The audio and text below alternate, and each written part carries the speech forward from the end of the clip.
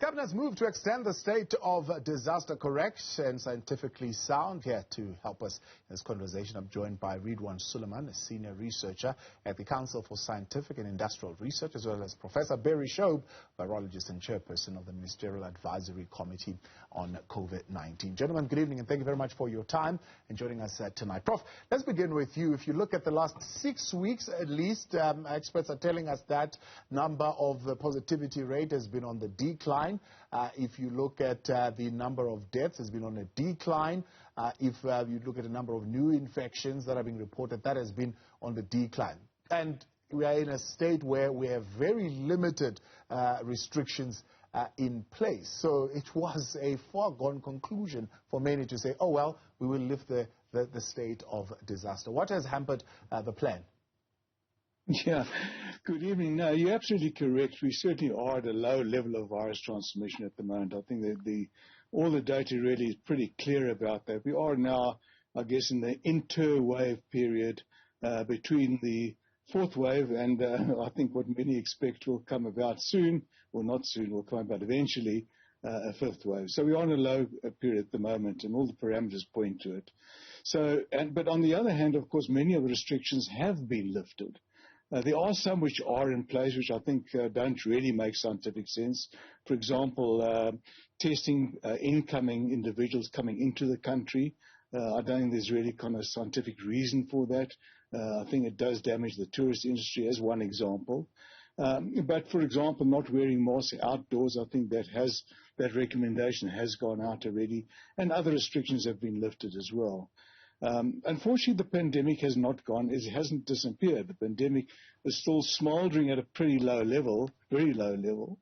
And one or two restrictions may still require to be put in place, like, for example, wearing masks in closed indoor settings as one example. Now, whether that needs the extension of the Disaster Management Act, probably not. I'm not sure why those can't be incorporated into the National Health Act, for example. But, I'm not a legal person, I'm not a politician, so I can't really comment on that particular aspect. Yeah, so I mean, from a scientific point of view, if you look at this, you're saying maybe the reason it has been extended is more legal than it is scientific at this particular point in time. I can't see a particular scientific reason. There are very few restrictions which may still need to be in place. And I'm not sure why they simply can't be incorporated into the National Health Act and administered by the Department of Health, like many other health legislation, for example. Will we ever get back to a point or a time where we're going to need those harsher measures in place, do you think, in our fight against this pandemic, Prof? I can just say I hope not. Unfortunately, COVID has shown to be a very unpredictable animal. The Delta variant, when it did come, did cause fairly serious disease. In other words, the virus didn't evolve to a less serious and a serious disease. And of course, we were fortunate with Omicron. Omicron was a very mild form, but of COVID, very mild variant.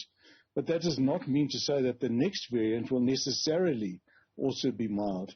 Look, we do have some advantages. We have very high levels of immunity in the population, which certainly did play a role in attenuating the fourth wave, the Omicron-driven wave. And Omicron itself was pretty mild. So we were fortunate on both those scores. The immunity hopefully will persist, but there is evidence, of course, that immunity does wane. So there are some unknowns, and also we don't know the personality of the next variant. Hopefully it will be a milder, similar to Omicron, but we can't be sure of that. We can't be absolutely sure that that is what's going to happen in the fifth wave. Yeah. Ridhwaan, what are the trends telling us if we look at the infections, if we look at the number of deaths, if we look at, for example, community immunity, and if we look at vaccine penetration? Evening.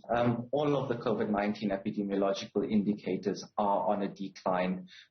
If we look at the number of infections and test positivity, we're averaging just over 1,400 new infections per day nationally, at a test positivity rate on average at about 6%.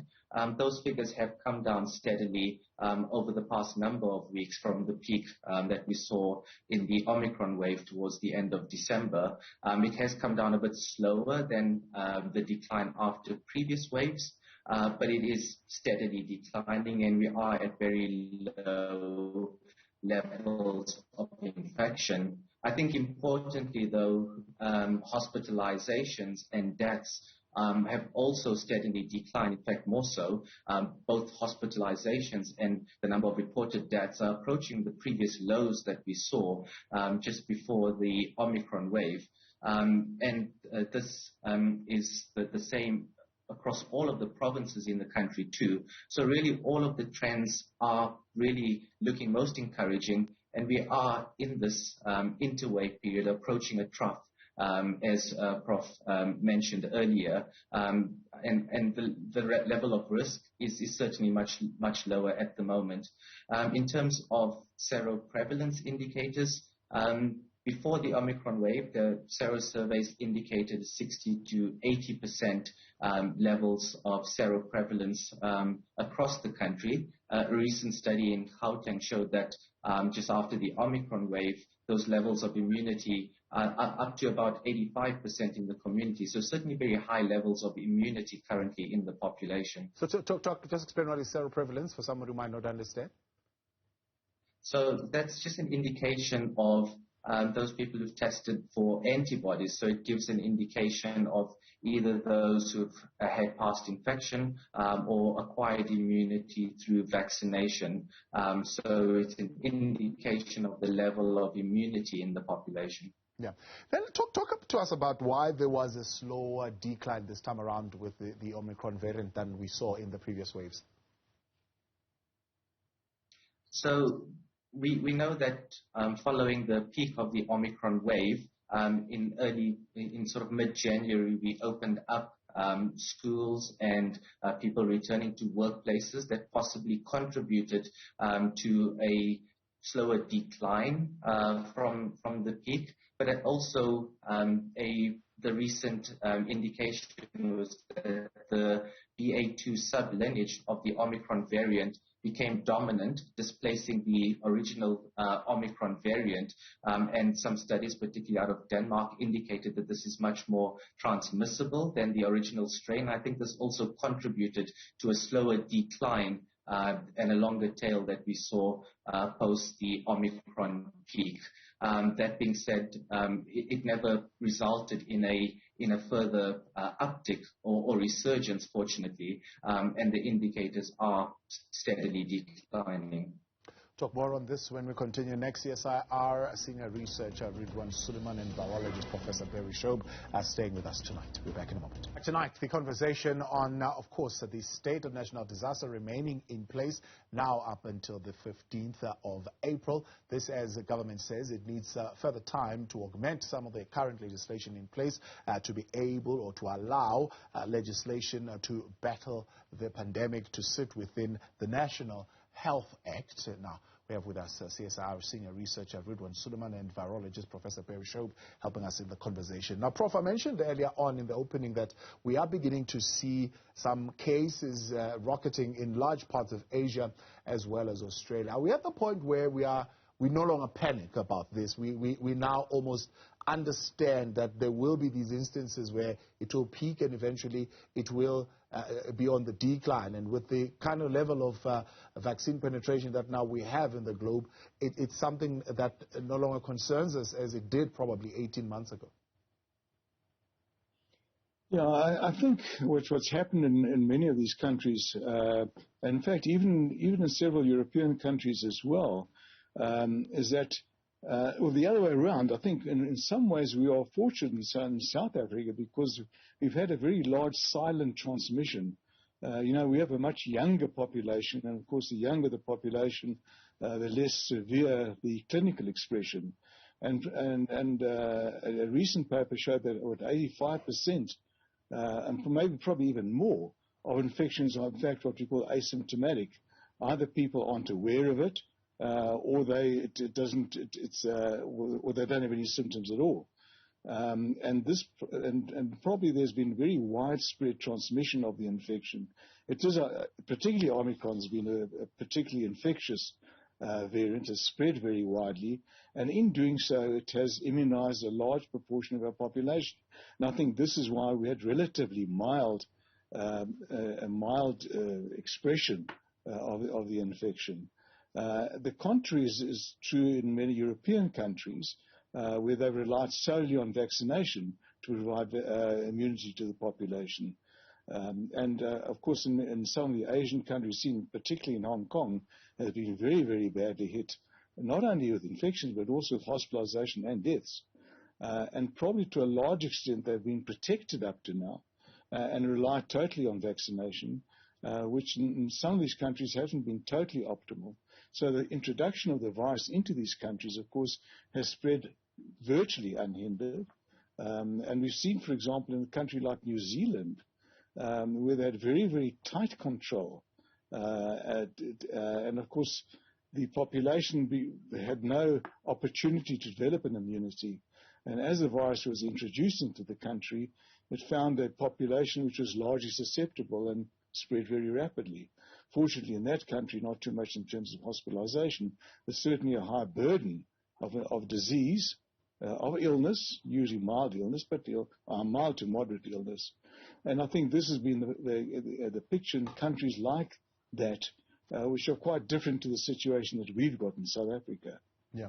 Of course, we are not privy to these meetings of the National Coronavirus Command Council or even your advisory committee meetings or the meetings that speak to the president. But we're trying to decode what we're hearing from the statement. So the minister in the presidency is saying we do not want to leave a vacuum because the biggest challenge here is that this thing, the pandemic, is unpredictable and we must have means in case it comes at an unexpected time. How do you decipher that? What does it mean? I mean, are we expecting that a fifth wave might disorient it or might create a kind of burden that we might not be able to handle?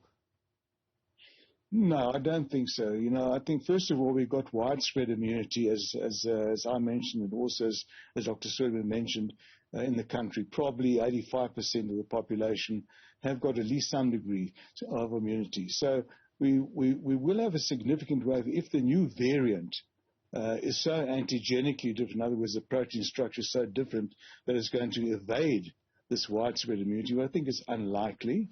But, of course, we can't say it's impossible, but it is possible, but unlikely.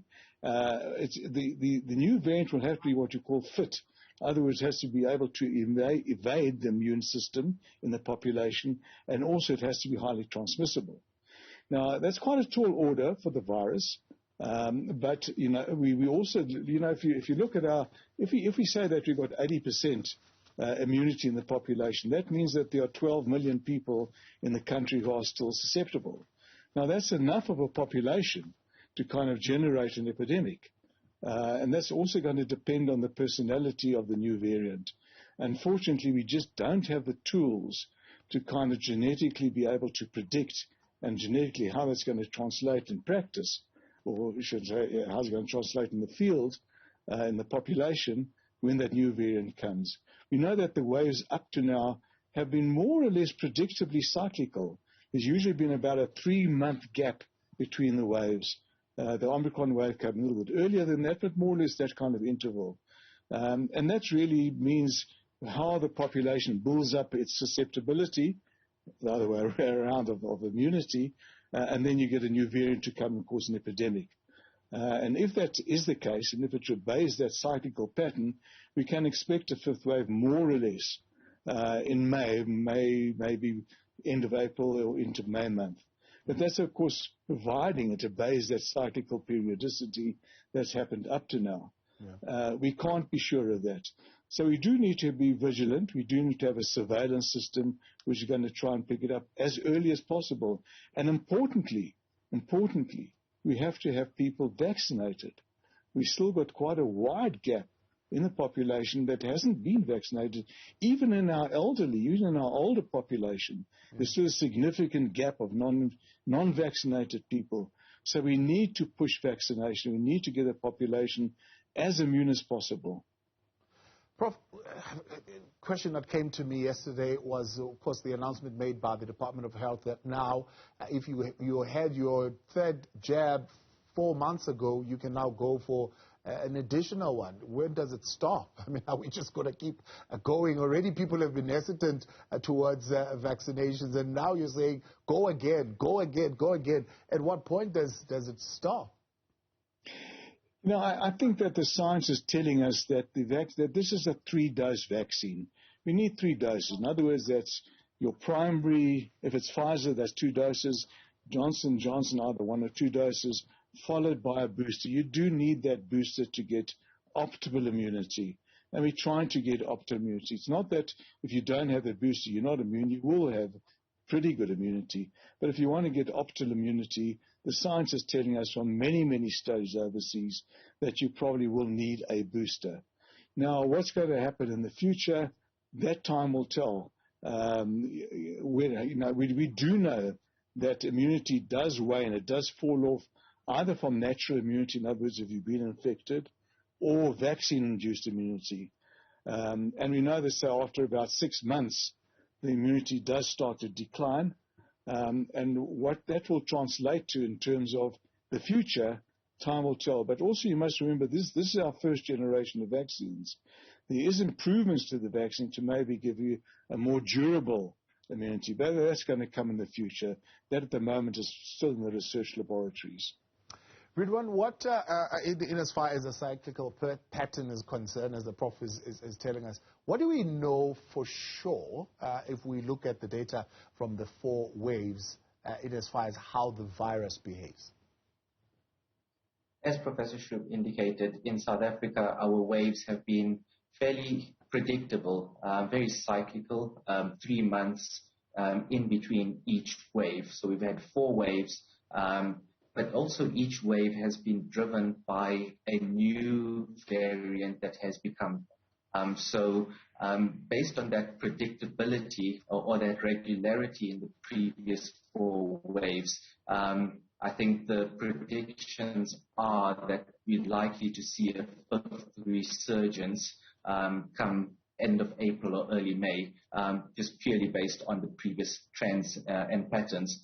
That being said, as mentioned, all of the previous waves were dominant by a new variant of concern that became dominant. It is dependent on another variant that is more transmissible than the highly transmissible Omicron variant that is currently dominant, to outcompete that and then to cause a resurgence.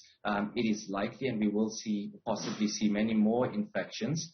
However, the 4th Omicron wave did show us that our high levels of immunity in the country did prevent severe illness, hospitalization, and death. And it's hoped that that trend may continue, that high levels of immunity will protect from those severe outcomes of hospitalization and death. It's impossible to predict what a future variant will look like, but as Prof. Schoub indicated, it has to be more transmissible than the Omicron variant, and also to be more severe to cause outcomes of hospitalization, and that is unlikely. Yeah. How closely are you watching that variant or new variant of concern? Also in the context of what's happening in Europe, what's happening in Asia and Australia, are you investigating what is driving the spike in infections in those countries and whether or not it's something that is particularly new as far as the variants are concerned and something that we could be looking out for here in South Africa? I don't believe there's any indication yet of a new variant of concern. What we're seeing happening in Asia, what we saw in New Zealand, is driven by the same Omicron variant that drove our 4th wave. In many countries in Europe that are experiencing another resurgence, and in Asia, the BA2 sublineage is shown to be dominant in many of these countries. But we know now in South Africa that the BA2 variant is also currently accounting for close to 100% of all samples sequenced, and it hasn't resulted in a new uptick or resurgence. So I don't think there's anything new of concern that will result in anything different from what we're seeing currently in South Africa's trajectory. Gentlemen, we appreciate your time and thank you so much for coming on tonight. Prof. Schoub and Dr. Ridhwaan Suliman, thank you very much for coming on tonight here on In Focus.